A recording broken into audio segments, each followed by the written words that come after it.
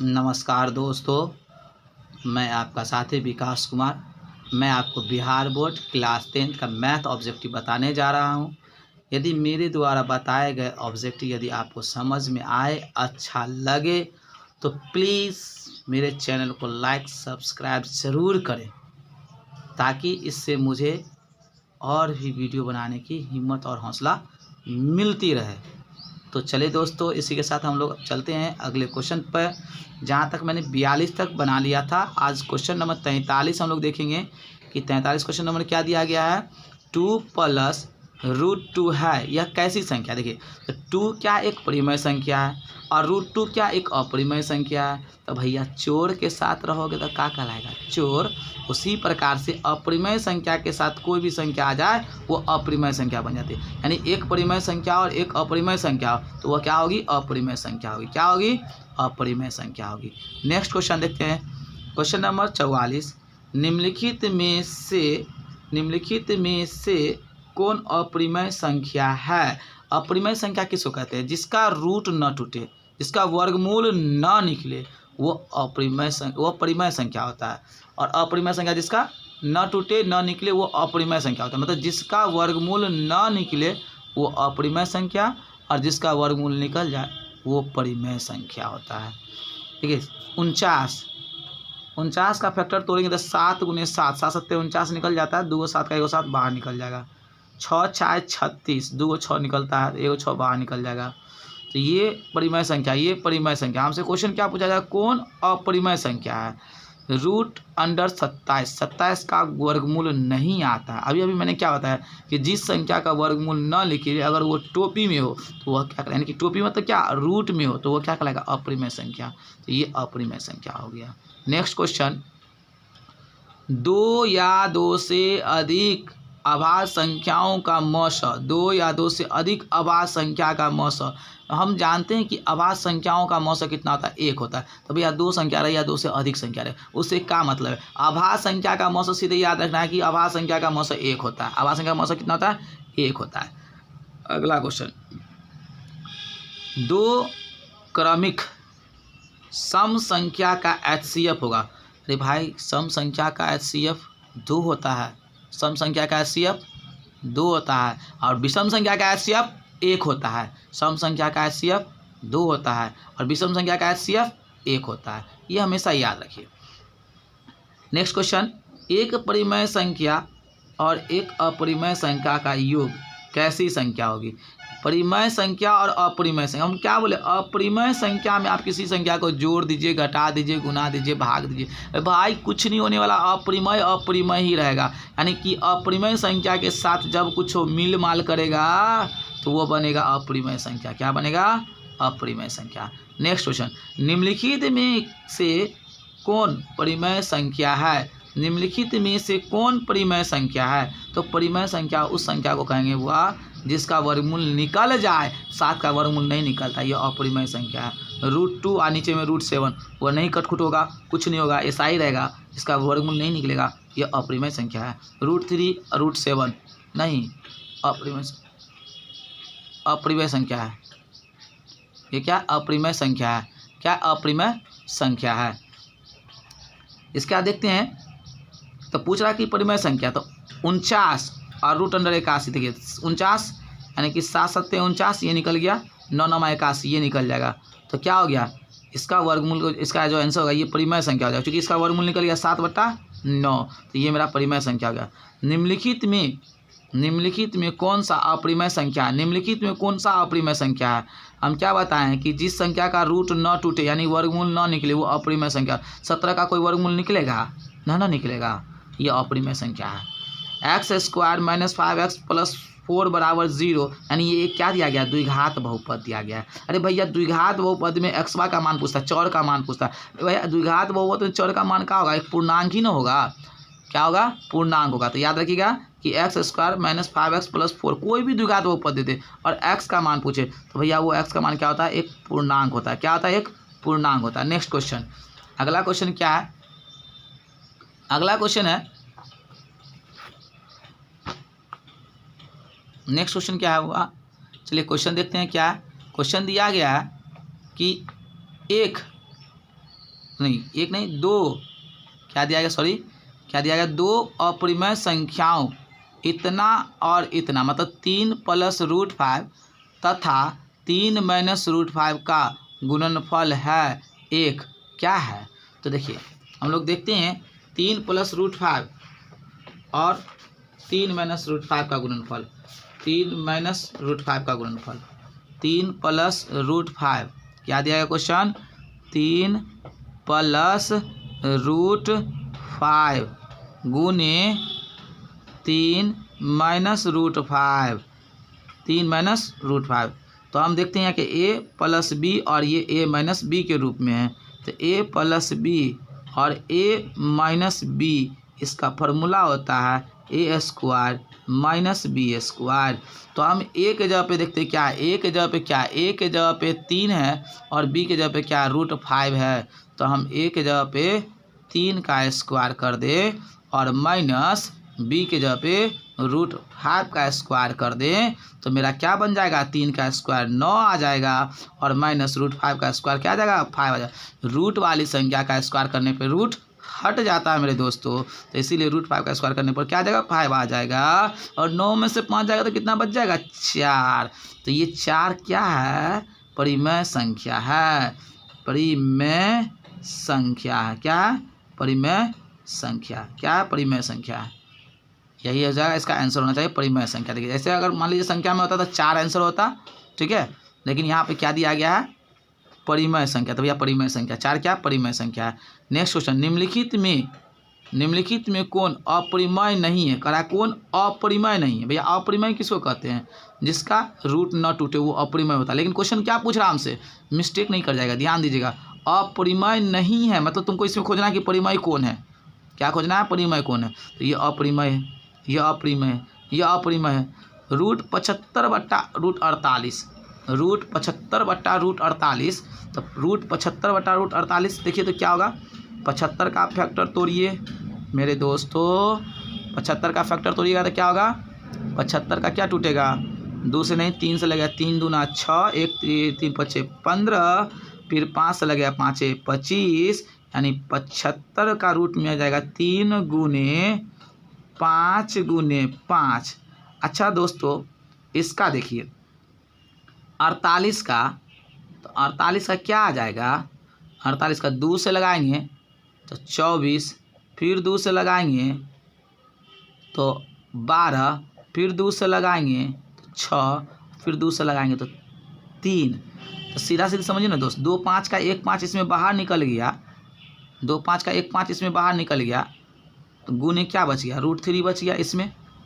अच्छा इसमें देखते हैं दोस्त, ये 2 को 2 का 1 को 2 बाहर निकल जाएगा, ये 2 को 2 का 1 को 2 बात है, 2 को 2 बाहर निकल जाएगा, 2 को 2 तो बाहर निकल जाएगा, ये 3 जो है, ये 3 एक गो है तो ये रूटे में रह जाएगा। तो देखिए ये √3 से ये √3 कैंसिल हो गया, तो बचा क्या, 5 ऊपर में और नीचे में 4, ये PYQ के रूप में संख्या, तो ये क्या है, परिमेय संख्या। तो पूछा जा रहा है कि कौन अपरिमेय नहीं है, तो भैया ये तो परिमेय है, ये अपरिमेय नहीं है, तो यही आंसर होगा कि अपरिमेय नहीं है। तो मेरा आंसर क्या हो जाएगा, √75/√48। क्लियर। नेक्स्ट क्वेश्चन, निम्नलिखित में कौन अपरिमेय संख्या है, निम्नलिखित में कौन अपरिमेय संख्या मतलब जिसका रूट न टूटे। तो 64 का 8 टूटता है, 36 का 6 टूटता है, 81 का 9 टूटता है और 49 का 7 निकलता है, 9 का 3 निकलता है। तो भैया ये सब निकल गया, तो सी वाला ऑप्शन देखिए 2.5 इसका वर्गमूल नहीं निकलेगा, तो ये अपरिमेय संख्या है। नेक्स्ट क्वेश्चन, 1 के बाद 1 को 2 है, फिर 2 को 1 है, फिर 1 को 2 है, फिर 3 को 1 है, फिर 1 को 2 है, फिर 4 को 1 है। जब इस तरह से संख्या रिपीट हो ना दोस्त, तो आंख बंद करके उसको क्या लिखिएगा, अपरिमेय संख्या लिखिएगा। क्या लिख देंगे, अपरिमेय संख्या। अगला क्वेश्चन देखते हैं दोस्त, क्या है, 2 परिमेय संख्याओं के बीच अधिकतम कितनी परिमेय संख्याएं हो सकती है। 2 परिमेय संख्याओं के बीच अधिकतम कितनी, भैया 2 संख्या के बीच संख्या कोई गिनती है, बहुत सारी संख्या होती है, इसलिए मार देंगे अनगिनत यानी अनंत, यानी 2 परिमेय संख्याओं के बीच कितनी संख्या होती है, अनंत संख्या होती है। नेक्स्ट क्वेश्चन देखिए दोस्त, 56 नंबर क्वेश्चन में दिया गया कि यदि a बराबर इतना और b बराबर इतना और c बराबर 3 के पावर n × 5 तथा ए बी सी का एलसीएम जो है ये भी दिया गया हमको, ए बी सी का एलसीएमओ दिया गया, ए बी सी भी दिया गया, और यहाँ पर सी पर 3 का पावर n गैप कर दिया गया, और क्वेश्चन में कह रहा है कि इस n का मान बताइए। चलिए हम लोग बना के देखते हैं इस क्वेश्चन को। क्वेश्चन में क्या क्या दिया है दोस्त, कहीं ध्यान दीजिएगा। हम यहाँ अलग से कॉपी में लिख रहे हैं तो फिर आपको दिखाते हैं क्या क्या है, ठीक है। क्या लिख रहे हैं यहीं पे, चलिए। एक का ए बराबर क्या दिया गया, 2 के पावर 3, ए बराबर 2 के पावर 3, उसके बाद गुने 3, यानी ए बराबर 2 के पावर 3 गुने 3, और बी का मान क्या दिया गया है, बी का मान दिया गया है 2 गुने 3, और सी का मान क्या दिया गया है, सी का मान दिया गया है 3 के पावर n और गुने 5, और एलसीएम का वैल्यू क्या दिया गया है, एलसीएम का वैल्यू दिया गया है, एलसीएम का वैल्यू दिया गया है, क्या दिया गया है, एलसीएम का वैल्यू, एलसीएम का वैल्यू दिया गया है दोस्तों 2 के पावर 3, 2 के पावर 3 गुने 3 के पावर 2 गुने 5। तो हमसे पूछ रहा है का n का जो वैल्यू होगा वो क्या होगा इस क्वेश्चन में। चलिए तो हम लोग जो क्वेश्चन को बनाएंगे तो सबसे पहले क्या चेक करेंगे भैया, सबसे पहले चेक करेंगे एक को तोड़ के लिखेंगे। तो एक को तोड़ के क्या लिखेंगे, 2 का क्यों है, 1 गो 2, 2 गो 2, 3 गो 2 और 1 गो 3। बी को तोड़ के लिखेंगे तो क्या लिखेंगे, तो टोटल है ये है 2 गुने 3। और सी को तोड़ के लिखेंगे तो सी का क्या लिखेंगे, 3 के पावर n, यानी कि n कितना है यहाँ पर तो मालूम ही नहीं 3 कई गो है, तो हम 3 कई गो है वो हमारा नहीं मालूम, इंटू डॉट डॉट डॉट दे दीजिए, इंटू बीच में कई गो 3 है तो उसके लिए जगह छोड़ दिए हैं दोस्तों, ठीक है, इंटू 5 दे देते हैं, ठीक है। यानी कि 3 के पावर n है, इसका मतलब क्या, इसका कुछ ना कुछ पावर होगा, 2 गो होगा, 3 गो होगा, 4 गो जो होगा, इसके लिए जगह छोड़ दिए, ठीक है। अब एलसीएम देखिए क्या दिया गया है, एलसीएम को तोड़ के कहीं लिख लीजिए, 2 के पावर 3 दिया गया, इसका मतलब कई गो 2 हो गया, 3 गो 2, 1 गो 2 गो 3 गो 2, ठीक है, 3 गो 2 लिख लिए। और क्या दिया है, 3 के पावर 2 दिया गया तो 2 गो 3 लिख लिए, और 1 गो 5 दिया गया तो 1 गो 5 लिख दिए। अब देखिए दोस्तों एलसीएम क्या कहता है, एलसीएम कहता है कि जो तीनों में है उसका एगो, फिर जो 2 गो में है उसका एगो, फिर जो बच गया उस सब का, कि 3 गो बल्ला है ना, ए बी सी 3 गो बल्ला है ना, तो जो तीनों में हो उसका एगो होना चाहिए। फिर जो बच गया है 2 गो वाला में, जो 2 गो में उसका एगो होना चाहिए। तो देखिए दोस्तों यहाँ पे आप देखिए कि हमने जो तोड़ के लिखा है 3 तीनों में आया, 3 तीनों में आया, तो इसका 1 3 ख़त्म हो गया, काट दीजिए। अच्छा उसके बाद हम क्या बताएं, जो कम से कम 2 गो में आया हो, तो ये 2 दोनों में आया तो ये 2 काट दीजिए। फिर क्या बताएं, जो कम से कम 2 गो में, और फिर उसके बाद जो बच गया, तो अब यहाँ पर कई गो 2 बच गया, 1 गो 2 और 1 गो 2, तो ये दोनों 2 का 1 गो 2 ई कट, 1 गो 2 ई कट गया। और फिर 1 गो में 5 आया, ई 5 का ई 5 कट। तो एक्स्ट्रा आप ये जो देख रहे हैं यहाँ पे एलसीएम में कई गो 3 देख रहे हैं, 1 गो ना 3 देख रहे हैं, इसका मतलब यहाँ पर कई गो 3 होगा, 1 गो 3 होगा, तभी ना ये दोनों को गुना करेंगे तो 3 के पावर क्या हो जाएगा, 3 स्क्वायर हो जाएगा। तो अर्थात इसको अगर हम यहाँ पर जो है यहाँ पर का जो मान दिया गया था उस हिसाब से इसकी तुलना करें तो 3n बराबर क्या हो जाएगा, 3 हो जाएगा। तो हम n का पावर जो पूछ रहा है कि n का वैल्यू कितना है, तो यहाँ 1 गो 3, तो यहाँ पर कई गो 3 आया, ये दोनों मिला के 2 गो 3, और यहाँ पर का 1 गो 3 खींचा हुआ है, और यहाँ c के ऊपर क्या दिया है, n के पावर दिया गया है, यानी c पर क्या दिया, 3 के पावर n दिया गया। तो भैया n का वैल्यू हो जाएगा 2। समझ में आया मेरे दोस्तों, क्योंकि यहाँ पर 2 गो 3 है, तो सी ए में ना n वाला गायब है, 3 के पावर n, और सी में कई गो n आया, 3 आया, सी में दिया गया है 3 के पावर n, तो सी में कई गो 3 आया, 2 गो, तो 2 को क्या लिखेंगे, 2 लिखेंगे, तो n का पावर कितना हो गया, 2 हो गया। दोस्तों आई होप ये तुमको समझ में आया होगा। चलिए, नहीं तो बार बार देखिए, इसको जरूर समझ में आ जाएगा। नेक्स्ट क्वेश्चन क्या है, क्वेश्चन है, क्वेश्चन क्या है, किसी